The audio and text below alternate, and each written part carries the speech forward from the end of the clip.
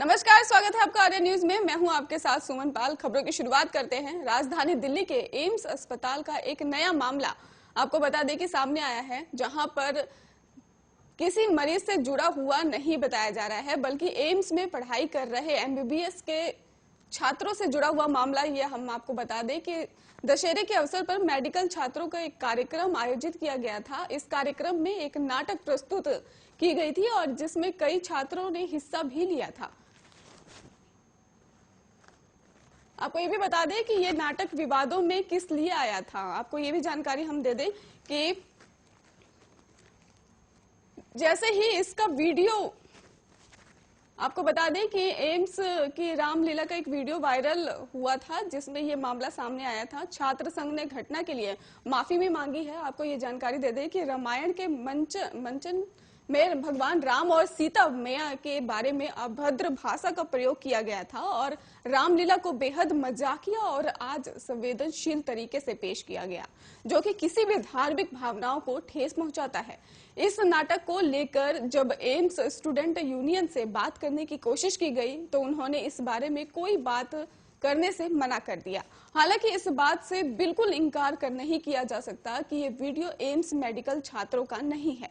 इस बारे में दिल्ली एम्स के रेजिडेंट डॉक्टर्स एसोसिएशन से भी संपर्क किया गया है, लेकिन उन्होंने भी इस बारे में कोई भी टिप्पणी करने से साफ इनकार कर दिया है। हालांकि उन्होंने इस बात की जानकारी जरूर दी थी कि छात्रों ने अपनी इस हरकत पर सबसे माफी भी मांगी है और ये भी बताया है कि वीडियो जारी करके वे छात्रों की तरफ से माफी मांगी गई है और ट्विटर पर एम्स के उसी छात्र के वीडियो जो है उसका भी माफीनामा है, जो इस नाटक में दिखाई दे रहा है, जिसकी जानकारी डॉक्टर अमरिंदर सिंह ने अपने ट्विटर हैंडल के पोस्ट पर की है, जिसमें उन्होंने साफ लिख दिया है कि नितिन सिंगल जो है इस रामलीला के वीडियो वायरल में दिखाई दिए हैं। उन्होंने माफी मांगते हुए कहा कि उन्हें इस बात का दुख है, वो इस शर्मनाक घटना के हिस्सेदार रहे हैं।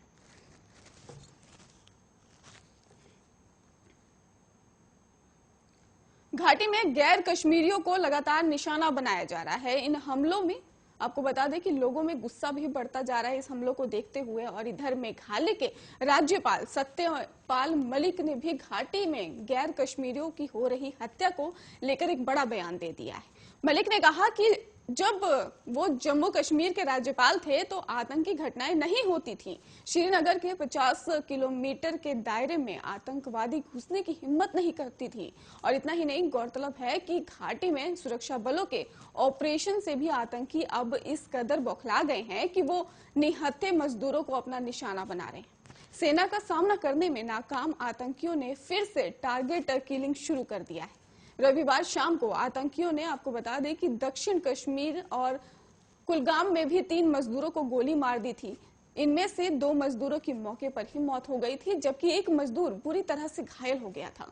तीनों मजदूर बिहार के रहने वाले हैं और घायल की पहचान जो है चुनचुन श्रीदेव के तौर पर हुई थी। मारे गए 2 मजदूरों का नाम राजा ऋषि देव और जोगिंदर ऋषि देव थे और मृतकों में से एक शख्स जो है वो बिहार के अररिया का रहने वाला बताया गया है। और अपने लाडले की मौत की खबर मिलने के बाद से ही पूरा परिवार, मृतक का पूरा परिवार बेहद दुखद है और उसके साथ ही पुलिस पार्टी पर छिपकर हमला करते भी थे। और लेकिन आपको ये भी जानकारी दे दें हम कि सुरक्षा बल के से सामना करने का मतलब मौत है, इसलिए अब वो आम नागरिकों को निशाना बना रहे हैं। 4 मौत जो है बीते 2 दिनों में हो चुकी हैं। कुलगाम में 2 मजदूरों की हत्या से एक दिन पहले यानी शनिवार को ही आतंकियों ने पुलवामा और श्रीनगर में हमलों को अंजाम दिया था। इन हमलों में भी 2 मजदूरों की मौके पर ही मौत हो गई थी। मुख्यमंत्री नीतीश कुमार ने खुद उपराज्यपाल मनोज सिन्हा से बात की और बिहार के मजदूरों की सुरक्षा पुख्ता करने की भी अपील की। बिहार सरकार ने मृतकों के लिए मुआवजे का ऐलान फिलहाल कर दिया है।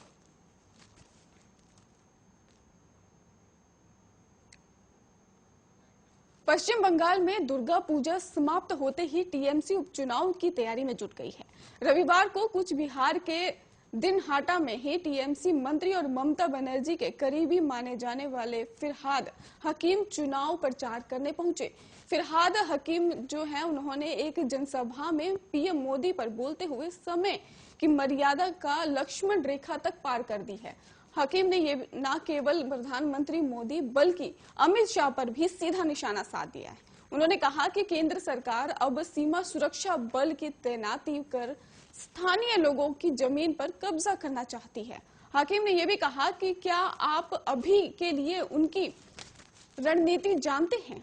इतना ही नहीं, उन्होंने कहा कि बीएसएफ के माध्यम से ही आप लोगों पर अधिकार जताने के लिए या फिर वे नहीं कर सकते, इसलिए गब्बर सिंह की तरह वो कह रहे हैं अब हम बीएसएफ की मदद से कुछ विहार पर शासन करेंगे। अगर कोई बच्चा 50 किलोमीटर दूर रोता है तो उनकी माँ कहती है कि बच्चा सो जाओ वरना मोदी आ जाएंगे। 50 किलोमीटर तक उन्होंने बीएसएफ को तैनात किया है। बीएसएफ आकर ग्रामीणों को बाधा पहुंचाएगी।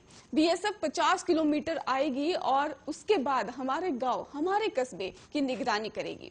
वे चोर हैं। हाकिम ने यह भी कहा कि इसके अलावा उन्होंने इतना भी बोल दिया है कि फिल्म शोले के गब्बर से ही प्रधानमंत्री मोदी की तुलना कर दी है उन्होंने, और गब्बर सिंह भी कुछ ऐसा ही सोचते हैं।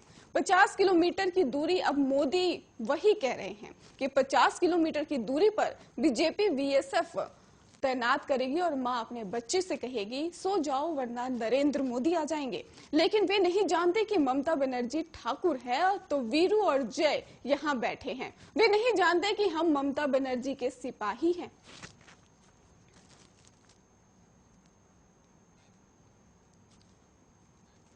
अराजकता जो है ऐसी है कि सरेआम किसी के हाथ पैर काट कर और पीट पीट कर मार के लटका दिया जाए, निडर होकर कहे हमने अपराध किया है। ऐसा ही नहीं, यही आपको बताते हैं कि भीड़ तंत्र में कानून और सजा का भय नहीं है। देश में मॉब लिंचिंग की जो घटनाएं हैं लगातार बढ़ती जा रही हैं, लेकिन अभी तक इससे निपटने के लिए अलग से कोई कानून नहीं बना है। बढ़ती घटनाएं बताती हैं कि मौजूदा कानून का भय और असर नहीं है। सुप्रीम कोर्ट ने 3 साल पहले संसद में ही मॉब लिंचिंग के लिए अलग से विशेष कानून बनाने की संतुष्टि दिखाई थी और शीर्ष अदालत ने कहा था कि इस बारे में विशेष कानून से उन लोगों में भय पैदा होगा जो इस तरह की घटनाओं में शामिल होते हैं। लेकिन अभी तक मॉब लिंचिंग रोकने और दोषियों को सजा देने के लिए अलग से विशेष कानून नहीं आया है। इतना ही नहीं, आपको ये भी बता दें कि मौजूदा कानून में इसे अलग से अपराध बनाया गया है। इस बारे में संसद से पूछे गए सवाल के जवाब में हाल ही में सरकार ने कहा कि मौजूदा आपराधिक कानून की समीक्षा शुरू हो गई है। उत्तर प्रदेश में लखीमपुर खीरी और दिल्ली हरियाणा के सिंगू बॉर्डर की घटना ने एक बार फिर से साबित कर दिया है कि तत्काल प्रभाव से मॉब लिंचिंग के लिए अलग से सख्त कानून लाने की जरूरत पड़ रही है। सुप्रीम कोर्ट के 3 न्यायाधीशों की पीठ ने 17 जुलाई 2018 को मॉब लिंचिंग रोकने के बारे में अहम फैसला लिया था।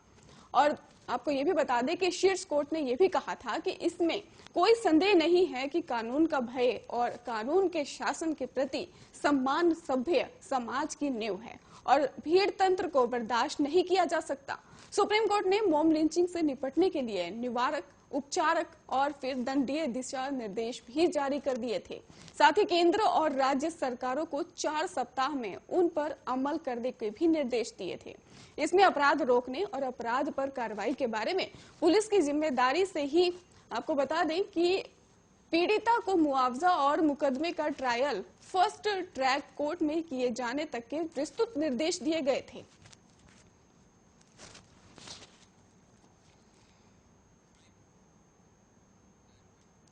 संयुक्त किसान मोर्चा ने कहा है कि लखीमपुर खीरी में हुई किसानों की हत्या के मामले में केंद्रीय गृह राज्य मंत्री अजय मिश्रा टेनी को बर्खास्त करने और गिरफ्तार करने की उन्होंने साफ मांग कर दी है। पहले से घोषित कार्यक्रम के तहत 18 अक्टूबर को देश भर में भारत में रेल सेवाओं को बाधित किया जाएगा। साथ ही कहा कि रेल संपत्ति को कोई नुकसान पहुंचाए बिना रेल रोको आंदोलन शांतिपूर्ण तरीके से किया जाएगा। MKM ने भी एक घटना को लेकर कहा है कि दिशा निर्देशों का सख्ती से पालन किया जाए। रेल रोको आंदोलन को सफल बनाने के लिए रविवार को किसान संगठनों ने तैयारियों की समीक्षा की है।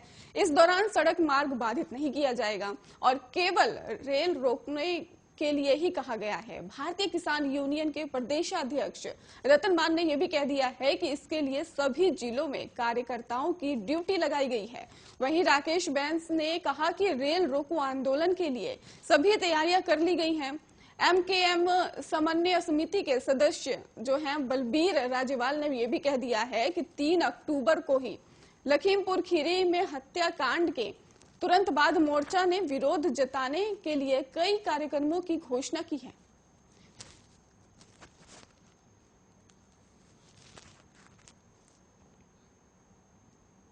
आपको बता दें कि बर्खास्त करने की, गिरफ्तार करने की भी मांग कर दी है उन्होंने। बढ़ते हैं दूसरी खबर की ओर, जहां पर आपको बताएं कि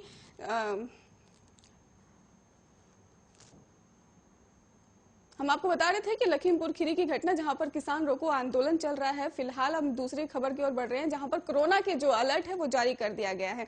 बता दें कि कोविड कार्यकाल में प्रमुख वीके पॉल ने रविवार को कहा कि सरकार सभी वैज्ञानिक तथ्यों और उपलब्ध टीकों की आपूर्ति की स्थिति के आधार पर बच्चों और किशोरों के कोविड-19 रोधी टीकाकरण पर ही अंतिम निर्णय लेगी। इसके साथ ही कोविड कार्यबल के प्रमुख ने यह भी आगाह किया है कि भले ही कोरोना संक्रमण कम हो रहा है, लेकिन दूसरी लहर धीरे धीरे खत्म हो रही है। ये कहना उचित नहीं होगा कि महामारी का सबसे बुरा दौर खत्म हो गया है। कई देशों ने महामारी 2 से अधिक लहरें देखी हैं। वीके पॉल ने जानकारी के मुताबिक उन्होंने ये भी कहा है कि कई देशों ने किशोरों और बच्चों के लिए टीकाकरण की शुरुआत कर दी है। हम समग्र वैज्ञानिक तथ्यों, तर्कों और टीकों के आपूर्ति की स्थिति के आधार पर बच्चों और किशोरों के टीकाकरण पर अंतिम निर्णय लेंगे। उन्होंने कहा कि बच्चों के टीकाकरण कार्यक्रम में जाइडस कैडिला और की वैक्सीन को भी शामिल करने की तैयारी अच्छी तरह से आगे बढ़ रही है। प्रशिक्षण भी हो रहा है और इसके साथ ही उन्होंने ये भी कहा है कि NTAGI की सलाह के आधार पर इसे जल्द शुरू किया जाएगा। आपको बता दें कि देश में कोविड-19 रोधी 3 टीके कोविशील्ड, कोवैक्सीन और स्पुतनिक वी उपलब्ध है। इन टीकों से 18 साल से ज्यादा उम्र के लोगों का टीकाकरण किया जा रहा है। ये सभी 2 खुराक वाले टीके हैं। अब जाइडस कैडिला की स्वदेशी सुई मुक्त कोविड रोधी वैक्सीन जाइकोड डी लॉन्चिंग के लिए तैयार है। ये 12-18 साल के आयु के जो बच्चे हैं और जो किशोर हैं उनके लिए उपलब्ध होगी। इसे आपात इस्तेमाल के लिए भी मंजूरी मिल गई है।